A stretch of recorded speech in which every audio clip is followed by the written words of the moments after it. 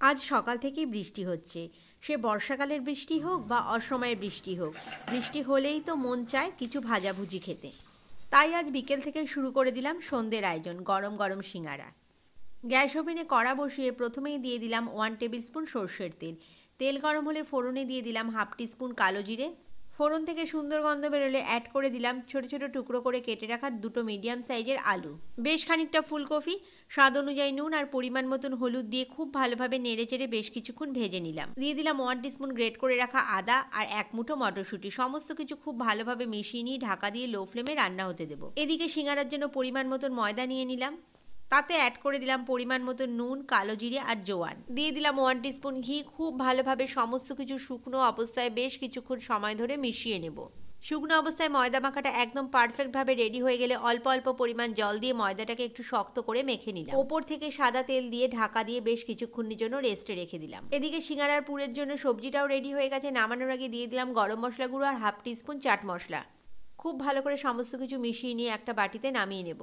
এদিকে সিঙ্গারা বানানোর জন্য যে ময়দার ডোটা রেডি করেছিলাম সেটারও বেশ খানিকক্ষণ রেস্টে রাখা হয়ে গেছে। পুর ভরার জন্য সবজিটা ঠান্ডা হতে হতে আমি সিঙ্গারার ময়দাটা একদম রেডি করে নিই।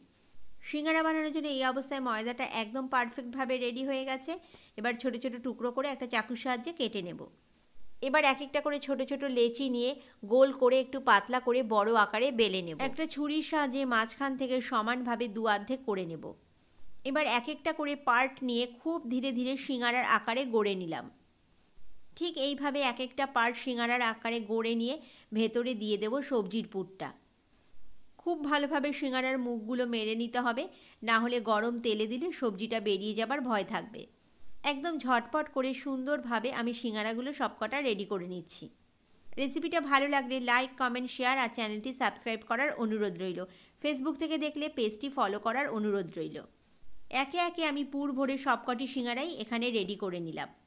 এই বাড়িতে বানানো সিঙ্গারা যেমন ঝটপট তৈরি হয়ে যায়, তেমন খেতেও ভীষণই টেস্টি হয়। সিঙ্গারার ময়দা মাখার সময় একটা কথা আমাদের মনে রাখতে হবে যে সিঙ্গারার ময়দায় ময়ামটা আমরা ঘি দিয়েই দেব, তাতে সিঙ্গারা অনেক বেশি খাস্তা হয়। এখানে সবকটি সিঙ্গারা আমার রেডি হয়ে গেছে। গ্যাস ওভেনে কড়া বসিয়ে দিয়ে দিয়েছি পরিমাণ মতন সাদা তেল। তেলটা খুব বেশি গরম হবে না, একদম হালকা গরম হবে। লো ফ্লেমে সিঙ্গারাগুলো আমাদের ভেজে নিতে হবে। একদম হালকা গরম অবস্থায় আমি কাঁচা সিঙ্গারাগুলো তেলে দিয়ে দিলাম। এবার উল্টে পাল্টে লো ফ্লেমে প্রায় মিনিট 15-20 ধরে আস্তে আস্তে ভেজে নিতে হবে, না হলে সিঙ্গারাগুলো ওপর থেকে পুড়ে যাবে কিন্তু ভেতরে কাঁচাই থেকে যাবে। দেখুন একদম উল্টে পাল্টে খুব ধীরে ধীরে লো ফ্লেমে আমি সিঙ্গারাগুলো ভেজে নিয়েছি। দারুণ সুন্দর কালার এসছে। এখানে এক ব্যাচের সিঙ্গারা ভাজা হয়ে যাবার পর আমি পরের ব্যাচের সিঙ্গারাগুলো তেলে দিয়ে দিচ্ছি। ঠিক একই প্রসেসে লো ফ্লেমে খুব ধীরে ধীরে সময় নিয়ে আমাদের সিঙ্গারাগুলো উল্টে পাল্টে ভেজে নিতে হবে। এখানে আমার এই সিঙ্গারাগুলো ভাজাও একদম কমপ্লিট হয়ে গেছে। দেখুন দারুণ সুন্দর একটা কালার এসছে। এবার প্লেটে সিঙ্গারাগুলো নামিয়ে নেব।